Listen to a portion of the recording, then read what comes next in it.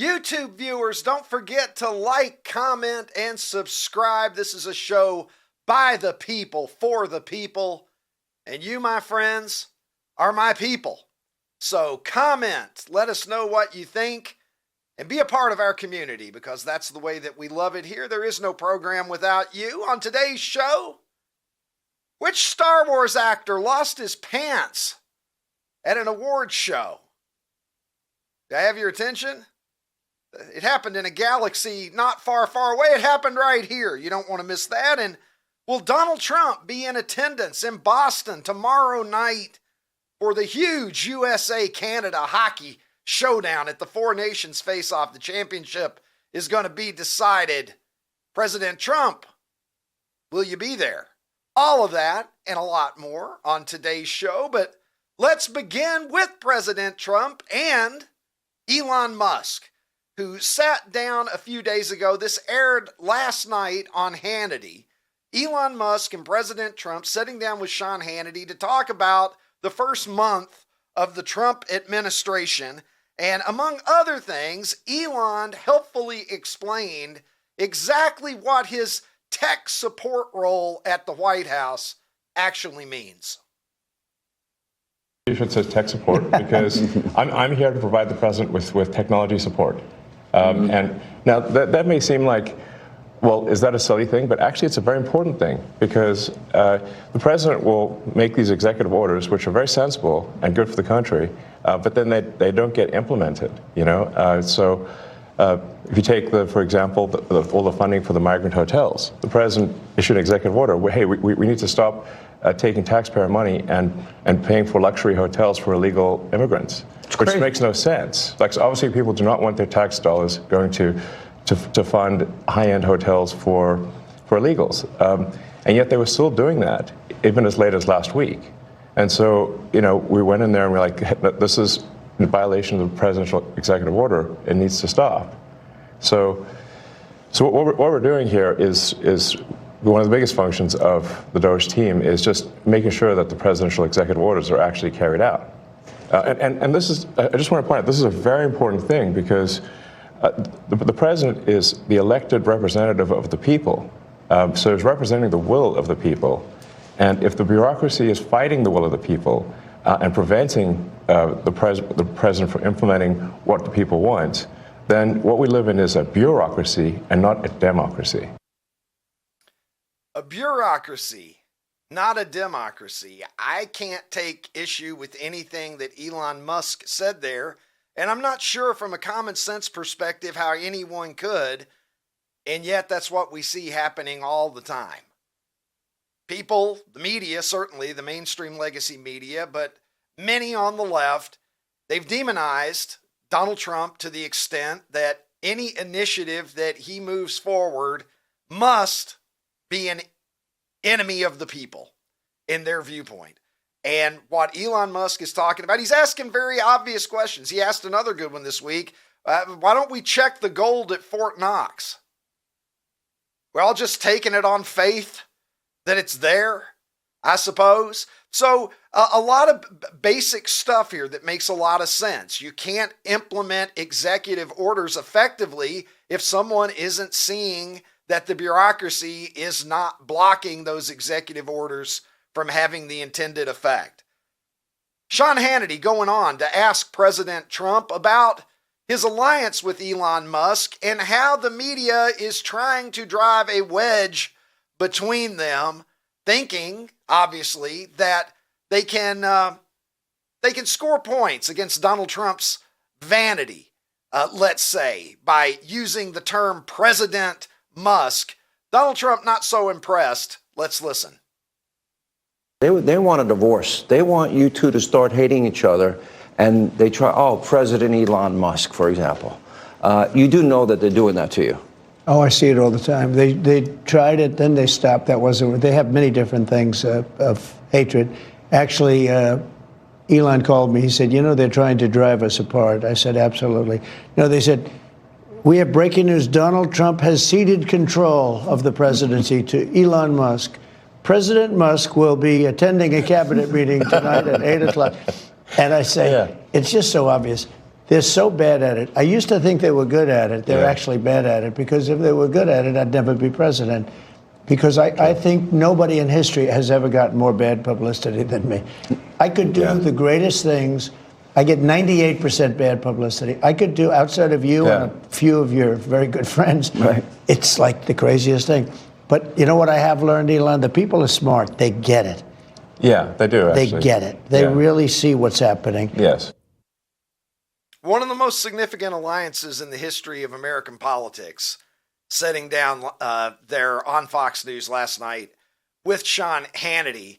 And I don't think that there can be any question that what we're seeing right now, for the most part, we'll delve into this further as we go through the program, is a lot of very common sense initiatives being put forth by Donald Trump. And Elon Musk is tasked with the very important role of making sure that all of the fraud and waste is set aside so that those initiatives can have the impact that Donald Trump is intending.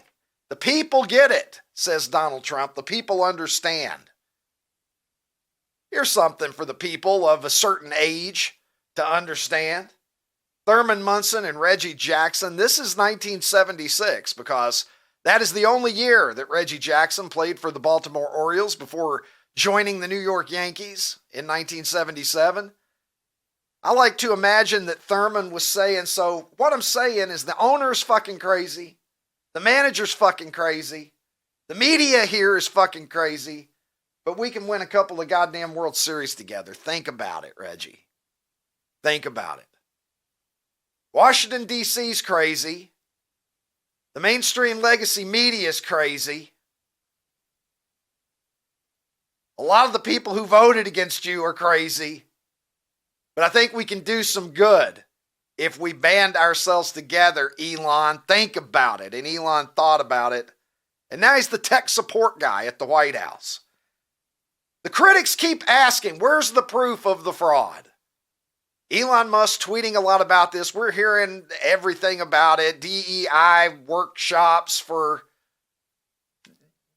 basket knitters in Cambodia and all of this ridiculous stuff where millions and millions and millions of dollars have been misallocated by our government. And people want to know, well, what's the story with this? Where's the proof?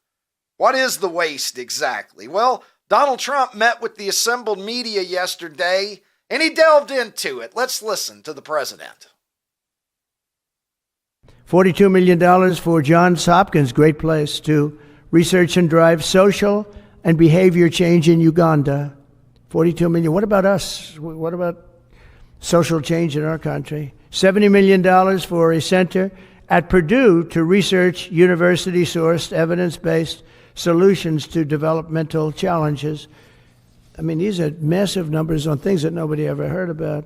$10 million for Mozambique voluntary medical male circumcisions. $10 million for circumcisions in another country. $9.7 million for UC Berkeley to develop a cohort of Cambodian youth with enterprise-driven skills. In other words, let's teach them something about enterprise. What about our people? Can't we teach them about enterprise? $2.3 million for strengthening independent voices in Cambodia. $32 million to the Prague Civil Society Center, which is a very liberal group of people. Wonder how much of that money came back to the people that approved it. $14 million for improving public procurement in Serbia. $486 million to the consortium Tim, I've heard enough. I can't listen to any more of this, or I'm going to need a hard drink here this morning. What was it? Volunteer? What was it? Male circumcisions in Mozambique? What the fuck did he say? You can't make stuff like this up. If I was writing jokes, I couldn't write jokes that were this silly. And, you know, one of the moments that we all realize, one of the, thresholds that you pass as you're becoming an adult is when you get your first job and you get your first paycheck and it isn't as much as you were thinking it was going to be. Right? Because those taxes are coming out. Even at the lowest tax bracket, you feel the taxes coming out. The poorer you are, the more that you feel it. And now that I'm a little less poor, my goodness, the taxes that I pay. I understand now why older people used to say things like, I'm a tax-paying American citizen, goddammit. I used to hear adults say stuff like that when I was younger, and I would think, like, calm down, chief. You know, now I get it. I see what comes out of my paychecks. I know what I contribute to the United States government and to the state of Illinois. And when I hear that my tax dollars and your tax dollars are going to fund things that are absolutely beyond parity, we're past the onion. We're past the Babylon Bee here with a lot of this stuff. And they're taking our money that we go work our asses off to make, and then they're sending it to deal with circumcisions in Mozambique or whatever the hell it was that President Trump said. Look, we don't have endless credit. And speaking of credit, by the way, there, throw up a hand if you remember when using your credit card required somebody to pull out this fucking beast and cha-chunk you. You can just hear the sound right now in your mind, can't you? Cha-chunk. Because I chose to use my credit card. Using a credit card wasn't as easy as it is now. Now we got Apple Pay and stuff. People just wave their phone and they can use their phone as a credit card. Now, if you write a check, you're seen as an Amish person. They're wondering if you took a break from churning your butter to write a check. Who writes checks anymore? Everything's credit. Well, back in the day, it was the people that wanted to pay with their credit card that were the pain in the ass. Speaking of pains in the ass, Senator John Kennedy of Louisiana, who has fast become someone that I enjoy hearing from on a regular basis. I always say that Scott Jennings is the most reasonable man in America, but John Kennedy might be the most reasonable man in America, and he's got some helpful advice for the Democrats if they'll just listen to where they've gone wrong. Let's roll the tape. I've got a lot of friends who are Democrats, and they haven't asked me for advice, but if I did, I'd tell them, look, you just got to try harder not to suck. I mean, think about it. Over the past 4 years, the Democrats mismanaged Congress, they mismanaged COVID, they mismanaged the economy, they mismanaged inflation, they mismanaged the national debt, they mismanaged Afghanistan. More recently, in their opposition to President Trump and Mr. Musk, the Democrats have chosen to support the bureaucrats and the spending porn over the American taxpayer. Just like they support illegal immigration over the rule of law, just like they support transgender athletes over women's sports, just like they support Hamas terrorists over Israel. All Democrats are not like this, but the party is controlled right now by people who majored in online activism with a minor in puberty blockers. I know these people. They think women, they think men can breastfeed. They're triggered by race. They cry if you use the wrong pronoun. And most fair-minded Americans look at this and they go, these people are about 10 exits past normal. And that's what's killing the Democrats right now, in my opinion. 10 exits past normal. There's the story of the 2024 election.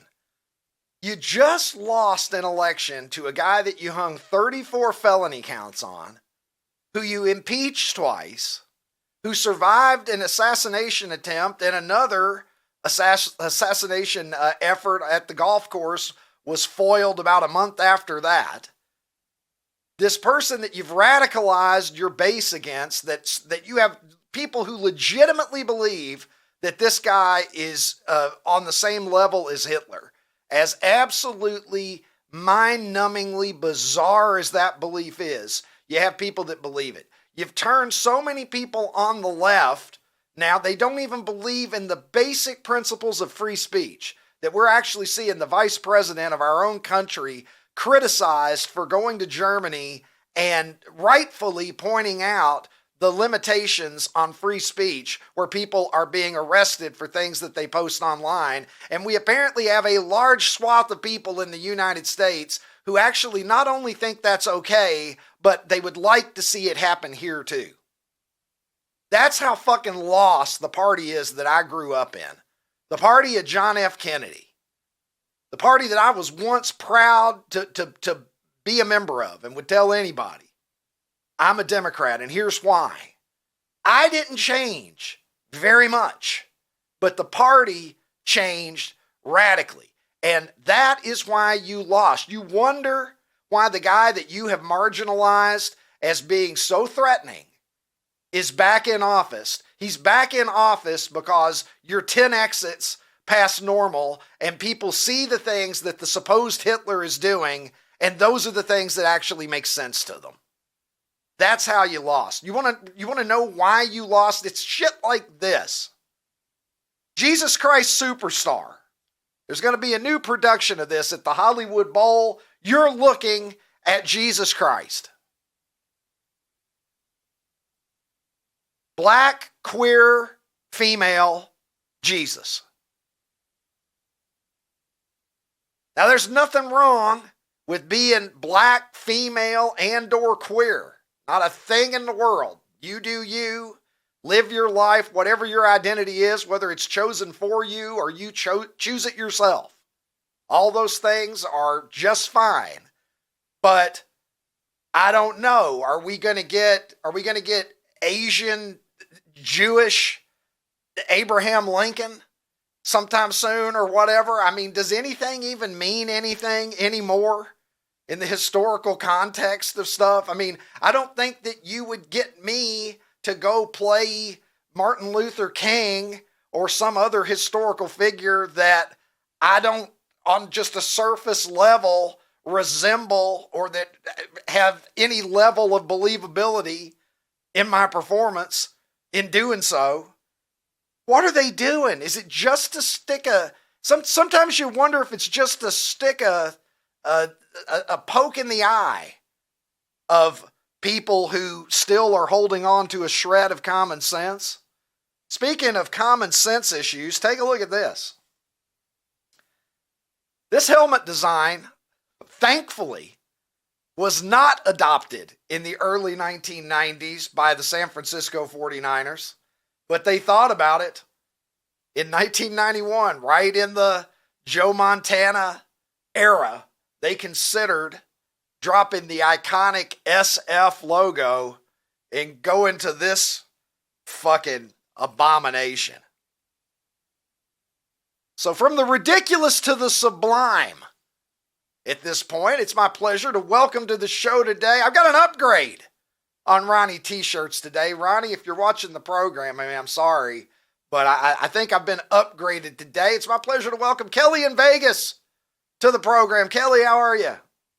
Ricky, that's great. That's such a better introduction. When you were talking about pain in the asses earlier, I was like, is that my truck? Speaking of pains in the ass, let me welcome now to the show. Now, Ron is the pain in my ass. This is a welcome pinch hitting performance here from you today. Thank you for joining the show, Kelly. Look, I've teed up a lot of left wing lunacy here in the first 15 or 20 minutes of this program. Take your pick. What is resonating with you today? Oh my gosh, there's so much. I've been cracking up off the screen the whole time. You have just nailed the shows. And the first thing that I got to think about, though, is USA Canada. Like, I am ready to run through a brick wall right now. Now, normally, I'll say this, I'm the resident sports bettor, the sports lady, whatever you want to call me here at OutKick. But truth be told, it's college basketball season, right? We just had the Super Bowl. Hockey is still kind of in the distant future, right? Call me during the playoffs. Maybe I'll drive up to Tampa and go to a game, but not until then. And then the other night, I'm sitting out there watching the USA-Canada game. It opens up and they start booing the national anthem. And I'm like, let's go. Fights breaking out. Like, the NHL, I think this is the kind of thing they're doing to rejuvenate themselves. Now we get a rematch, and I am just so stoked. The Kachunk brothers, No, just kidding. Close enough to your credit card. As soon as you made the credit card thing, I thought that was going to be the reference because that's what their last name sounds like. The Brady and Matthew brothers. Yes, exactly. It's really funny because those two, their dad was an NHL superstar. Now they're playing for Team USA. This is going to be awesome. Now, I don't want to fight with Canada. We all have our trolling moments, including President Trump, calling them the 51st state and all these other things. But I think it's really rejuvenated this rivalry. Like, I'm feeling it this year. Yeah, absolutely. How much do you think Donald Trump is responsible for this kind of surge in patriotism and kind of national identity? The Democrats have talked so much about identity politics, but we sort of lost national identity of us coming together in being Americans. And it seems like this Four Nations face-off has sort of brought us together in a patriotic way over a sporting event, more so than anything that I can remember in quite a long time. No, you're absolutely right. You mentioned being a former Democrat earlier in the show. And so I was in high school during 9/11, and I can't think of a time outside of that moment where we were most united. And you'd hate for something catastrophic to happen to unite us. But at that point in time, we desperately needed something to unite us as Americans. And that moment in time did. I hope that we can find something like this, USA, Canada, to ignite a fire. And I think it's Donald Trump, 100%. Look at the military signups just over the last 2 months. I am very anti-war, but I'm very anti not having a strong military. I think there's a happy balance there. But just seeing young men and women wanting to sign up to fight for their country, I think is President Trump's doing, and igniting let's just call it a passion in the American people for the United States. I have seen more American flags, whether it's on the back of a truck, whether it's at somebody's house, whether it's on a t-shirt lately. And I love to see it. Kelly, what do you think about Doge? The Elon Musk part of this Donald Trump equation here is we're seeing how the early months of this administration are going to play out. There's a lot of young kids involved in this. We had Big Balls, who was getting a lot of media attention in the not distant past. What do you think of what you're seeing from Elon and Doge so far? As somebody who just kind of sat back and thought a lot of billionaires were, what they were, Elon's the weird guy to go to Mars. I never really thought anything else. Bill Gates, he's got his own thing. There's, Jeff Bezos on the yacht with his hot wife. Like, those people didn't really cross my mind. I used PayPal, so that was associated with Elon. I was like, I'm definitely not buying a Tesla. Sorry, buddy. I don't need one catching on fire during a hurricane here in Florida. So that was my overarching view on all of these types of guys. Then he starts to get involved in the Trump campaign, as well as RFK and others. And I started to think, okay, this is now bigger than Donald Trump. And a lot of people, I put out a tweet last week asking, why wouldn't we want to audit the federal government? Why wouldn't we want to see where every dollar goes? And the number one thing was, they don't want Elon being the one to do it, or these baby hackers. And they obviously don't like it because it's under the guise of Donald Trump. But the reality is, Elon is one of the smartest men on the planet. I'm sure he has an ulterior motive, and I'm not saying he doesn't. But as of right now, you go on the Doge website, and we're at $55 billion. Now, that's not a lot of money per American. It says $359.49 per American. But he says he has $500 days remaining to figure out where $2 trillion is going, because that is the initiative, the first 500 days, to say, okay, here's how we can keep America from going bankrupt. That's the goal. America first has always been my political opinion. I mentioned after 9/11, we needed things to unite. This is what also should unite us. Saving our country from absolute solvency. You can't come back from that. Look at several other countries in Europe. It is a really tough struggle. I want to take care of Americans. We listened to that 4-minute clip of Donald Trump, and you're right. I can't listen to all that. It sounds made up. Why on earth would anybody believe that we are paying for all of these other crazy absurdities in other countries when we have homeless veterans living on a street, when we have single mothers who can't buy groceries for their children? I can think of a million other ways I would rather spend $2 trillion. So I think they're doing a great job.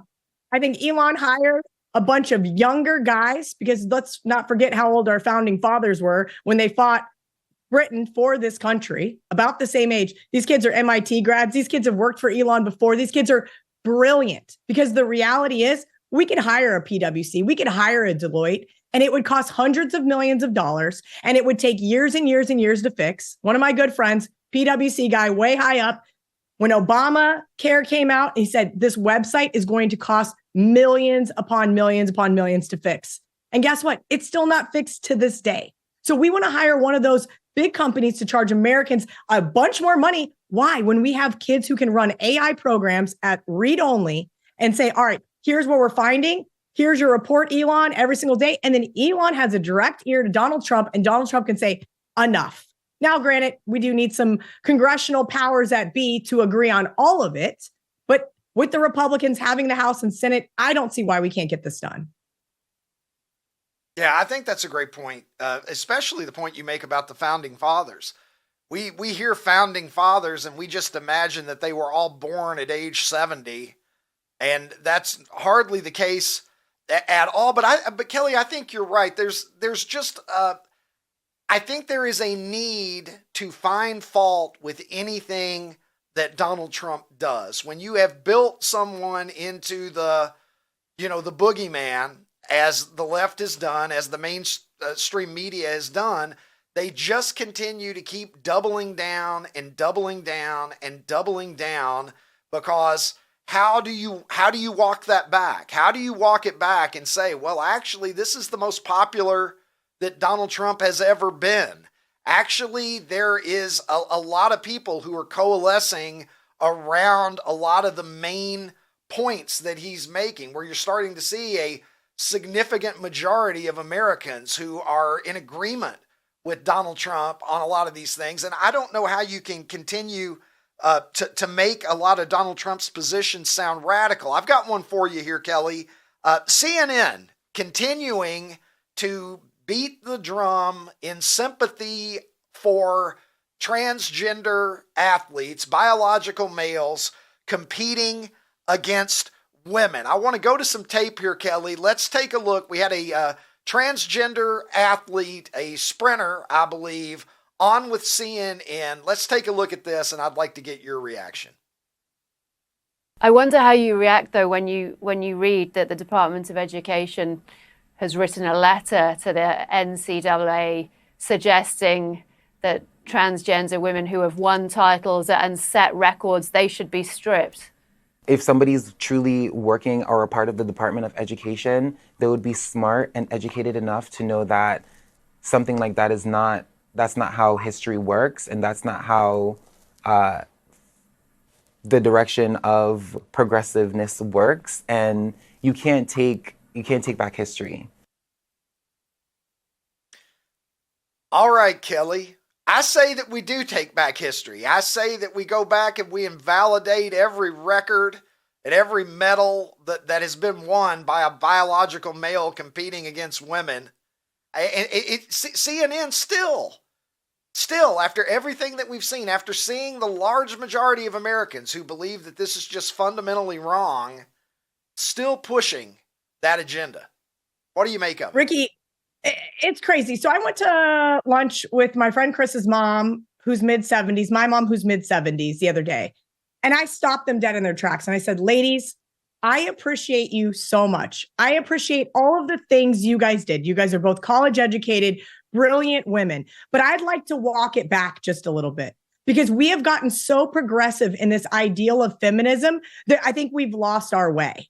And that is the most upsetting part. We have young women who have worked their asses off their entire sporting career that are now second, third place. What Riley Gaines has done for women in sports is nothing short of a miracle. The fact that she was able to get a executive order signed by President Trump within a first month of office to say, okay, enough. We have to go back to common sense. We can create a third tier of sports for transgender athletes. I don't mind that whatsoever. But these are biological women that are losing out on college scholarships. They are losing out on everything that women have worked so hard for. Ricky, my grandmother was building airplanes in World War II, okay? And guess what? World War II is over, and Grandpa said, guess what? You got to get back to the kitchen. You've got children to raise, okay? That is the reality. She then raised 3 brilliant women, and now here we are today. I am her only grandchild because this is what we were taught. We have gotten so far gone from what women are supposed to be doing and loving and nurturing that we have created some false narrative in our mind that somehow boys can play girls' sports. Biological boys are allowed to compete with women. This has never been the case in our history. We have always understood the fundamental and biological differences between us, and those things are okay, but enough is enough. We have got to walk this back. You absolutely nailed it. I don't care if we strip the titles. It's no different than the NCAA saying, okay, we're going to take away, a Heisman Trophy here, or we're going to put you on the death penalty SMU there. Those types of things, I think, are a little bit past the point. But from this day forward, we just have to say, feminists should be the ones screaming from the mountaintops. Look what we're doing to these little girls who have worked so hard. I think that's just a travesty at this point. Yeah, look, I absolutely agree with you. It's the antithesis of common sense. Trump has talked about the common sense revolution, and sometimes intellectuals have a way of complicating things that are actually simple. And so to deny that having a male body, whatever hormone process you go through, you still have those inherent chromosomal physical advantages, and to be able to take advantage of those to defeat women, girls and women who have worked their entire lives and trained their butts off to get to a high level, and then to have somebody come in and it's cheating. It is what it comes down to, Kelly. It's just cheating. And I think that most of us can see that. And I'm heartened to see, I think we're up somewhere close to 80% of the American public now opposes this, because at the end of the day, it really ain't that hard to figure things out. Kelly, did you see this in a little bit of a lighter moment? Mark Hamill, Luke Skywalker himself, Kelly, he had a wardrobe malfunction, I guess is the best way to put it. Let's take a look at this. So what makes us love cinema Mark so Hamill much that we're all at the gathered here to BAFTAs celebrate tonight? For me, it's that films create worlds so vivid and stories It's so gonna have a powerful moment. Oh, there that we we go. lose ourselves in them completely. They create immersive cinematic landscapes that feel alive, whether they're set here in London or anywhere. Story so powerful that we lose our pants immediately. I don't know, Kelly. Let's take another look at this. Is Luke Scott Mark, who definitely suffers from Trump derangement syndrome, just losing his britches. Are we going to see it again? Tim's just got it on a loop here for us. Luke pants dropper. There we are. Well, I guess it could happen. I guess it could happen to any of us, Kelly. I don't know. I'm hoping I don't know anything about a tuxedo, but I think they have like the cinch things on the side that you're supposed to tighten up, and you probably have a cummerbund and whatever else to keep those things up. Who knows? Maybe he was, I don't want to know what he was doing in the back. Maybe time to tighten the cummerbund there for our friend Luke Skywalker. Let's see what else we've got here, Kelly. I guess from the category of folks on the left who continue to hum the same tune, Whoopi Goldberg on The View, one of Ronnie T-Shirt's favorite people to talk about on this show, says that she can't even talk to people who support Donald Trump anymore. Let's listen. It's hard to talk to people who support people who think you don't matter in the country. But it's not supporting the person, though. But when you support that person, right, but it brings Go ahead. But I don't support that person. My point being that I don't disagree with everything Trump is doing. So we have to be able to have conversations, but we do agree on these things. So how can we all get together on those issues? Well, when we find the stuff that we agree on, that's what we do. Yeah. Right. But when we find the stuff that is disagreeable to the majority, now. Well, you know, how do we ever forge a path forward if we're just going to shut down everybody that we disagree with? And listen, the problem that Whoopi is going to run into is the number of people that she disagrees with is going to keep increasing if the left doesn't rein in the crazy sometime soon. Because when you look around and you say like, oh, all of these people, they're so extreme, well, it's becoming a solid majority of the country now, I think. Ricky, the thing I tweeted the other day about Doge, and a guy kind of jumped in the comments, and I said, listen, I guarantee we're a lot more alike than we are different. The difference is you don't like Donald Trump, and that's fine. I'm not happy with everything he's done in his presidency, and I'm an old school Trump supporter. I voted for him in 2016. You know why? Because I did not like Hillary Clinton, and I love to cheer for chaos. If you guys follow me on anything, I love to stir it up. Hillary was a tough one for me to vote for. There are people, you know, I voted for Hillary and Biden, so I take those arrows from people on the right. But what I always say, hey, look, and credit to you, Hillary Clinton, boy, that was a hard one for me. Like, I mean, I really had to hold my nose on that because I didn't like Hillary Clinton, but at the time I thought, well, you know, I still believed a lot of the fairy tales that, you know, you needed to know how to be a politician, that was actually an advantage and shit like that. I have since come to see it very, very differently. But good on you. It's really hard though, because here's the reality. I've had several girlfriends that voted for Hillary. I voted for Trump. Then I had girlfriends start to join me in 2020. And then I had people leave, you know, the Republican, then the never Trumpers said, I'm not doing this. I am opting out or voting against. And then here we are in 2024. I find it rather interesting. We need to have this civil discourse. We absolutely have to have it. It is an intricate part of our society. There are people on both sides that just say, no, these people are wrong. I don't like them. I don't want to associate. And that's fine. I can't make you understand how important it is as Americans to unite. We talked about it several times today on the show. Uniting us is what our greatest strength is going to be. And if you behave like Whoopi and say, I'm not going to have these tough conversations, then guess what? We're never going to get there. I moved to Florida 4 years ago, Ricky, for a very good reason. And I'm guessing that most of the audience can guess why. I left Las Vegas, Nevada. I said, I had enough during COVID. I'm out. And I moved to the block. And my boyfriend says, hey, I met one of the neighbor guys. You should come down and meet his wife. And immediately she goes, oh, I'm a snowflake. And I'm going, this is not what to Florida. And you know what? She's one of my best friends because we can sit there and we can have those tough conversations. And when I told her I was voting for Trump, she kind of was aghast. And I said, what? She goes, I can't believe you don't want a woman president. I said, no, I don't want that woman to be my president. And here's why. Right. And we were able to have a glass of wine and have a real, true, hard conversation. And guess what we realized? She's not that much of a snowflake and I'm not that right wing. Yeah, you know, I had a great conversation yesterday with a couple of my good friends. They're both very liberal. Okay, we don't agree on very much politically at all, but they're great people.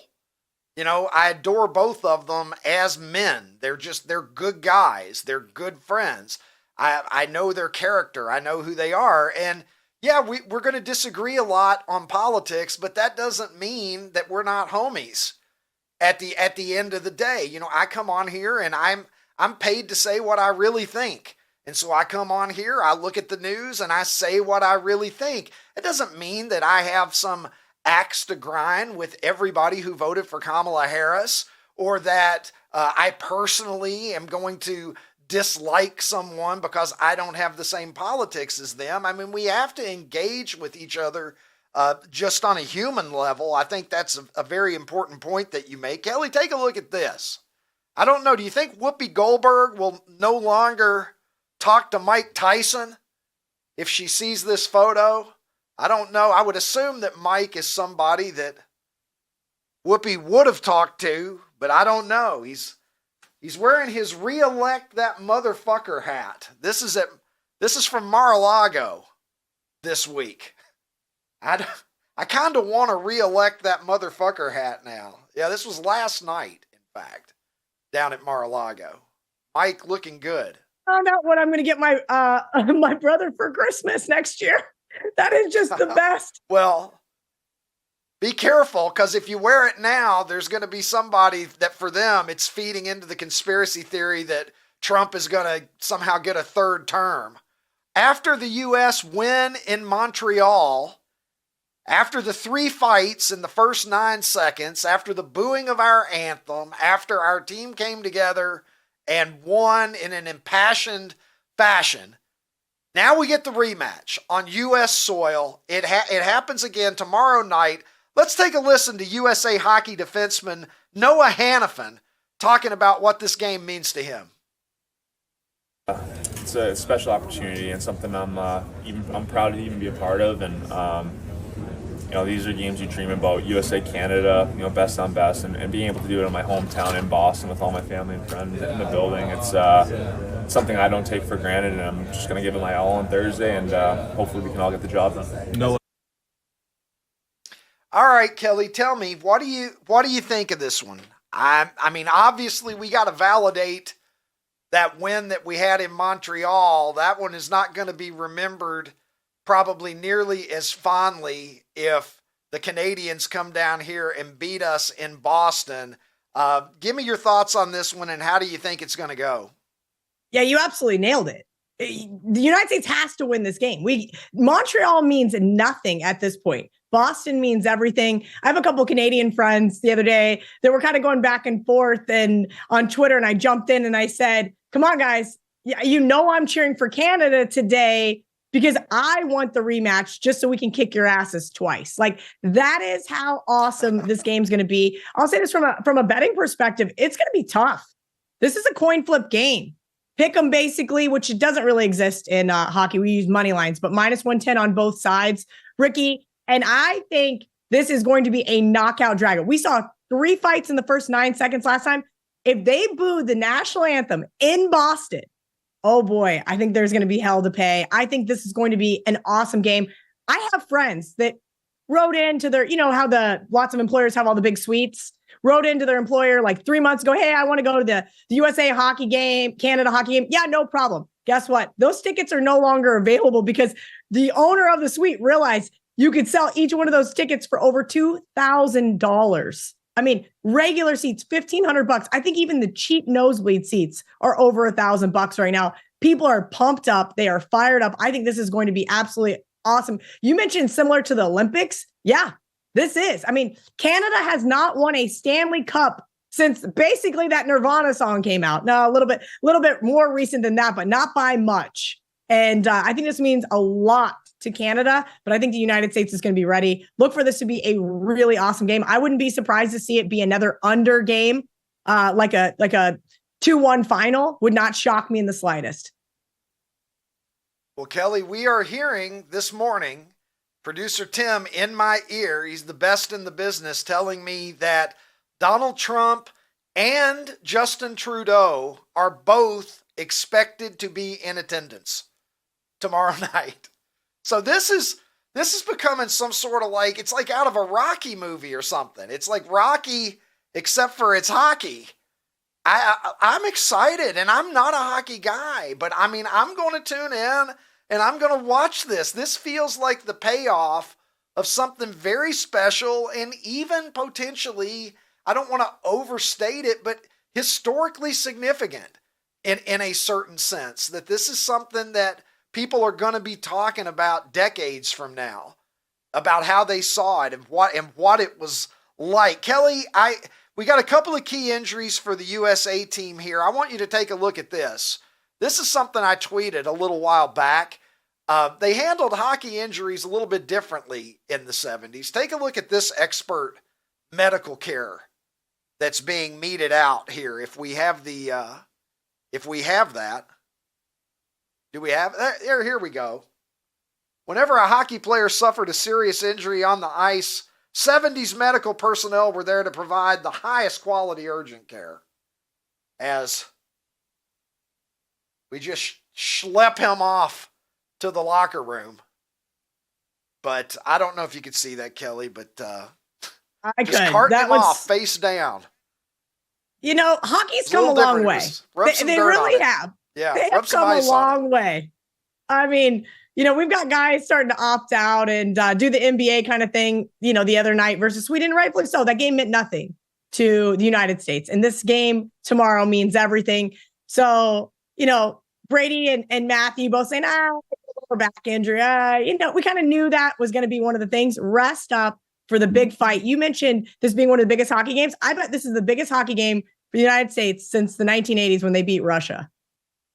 Hey, OutKick fans on YouTube, if you enjoyed this episode, hit the subscribe button and make your way over to OutKick.com where you can watch the full episode.